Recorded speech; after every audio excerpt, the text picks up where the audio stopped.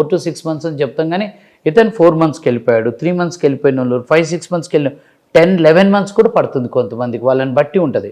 Regularity, time ఇవ్వటము, hard work చేయటం, ఇవన్నీ కన్స్ట్రైంట్స్ ఉంటాయి. అందుకనే సో డ్యూరేషన్ విషయంలో కూడా ఫ్లెక్సిబుల్గా ఉండాలి. మూడవది ఏంటంటే, ఇంకొక లాస్ట్ పాయింట్ ఏంటంటే, get ready to accept the failures.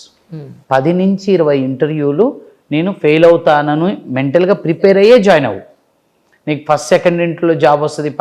ఎందుకంటే 5-6 ఇంటర్వ్యూలలో ఎప్పుడైతే మనం ఫెయిల్ అయ్యామో స్టూడెంట్కి ఏమవుతుందంటే కాన్ఫిడెన్స్ డౌన్ అవుతుంది.